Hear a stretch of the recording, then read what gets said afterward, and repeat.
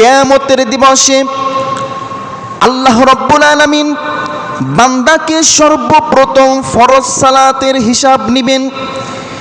এই ফরজ সালাতের হিসাব যদি বান্দা পরিপূর্ণভাবে যদি দিতে পারে, তাহলে আল্লাহ রাব্বুল আলামিন তার জন্য জান্নাত অবধারিত করে রেখেছেন, কারণ সেই ব্যক্তি সফল কাম।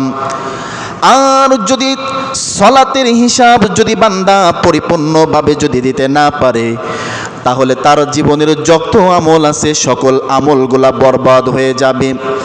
কিন্তু কোন বান্দার যদি ফরজ ইবাদতের ভিতরে যদি ঘাটতি পড়ে যায়, কমতি হয়ে যায়, আল্লাহ রাব্বুল আলামিন ফেরেশতাদেরকে বলবেন, হে আমার ফেরেশতারা, যাও যাও আমার বান্দার দেখো নফল ইবাদত কেমন আছে। ফরজের ঘাটতি পূরণ করার জন্য ফেরেশতারা চলে যাবেন নফল ইবাদতের দিকে। কতটুকু সুন্নাত কতটুকু নফল আপনি আদায় করেছেন, এই ফরজের ঘাটতি পূরণ করার জন্য ফেরেশতারা নফল ইবাদতের দিকে চলে যাবেন। সর্বোপরি নফল ইবাদতগুলি কিয়ামতের দিবসে মুসিবতের সময় আল্লাহ রাব্বুল আলামিন ফরজ ইবাদত দ্বারা ঘাটতি পূরণ করার পরে আপনি যদি পরিপূর্ণভাবে যদি ঈমানদার ব্যক্তি হন, তাহলে আল্লাহ রাব্বুল আলামিন আপনাকে জান্নাত দান করে দিবেন।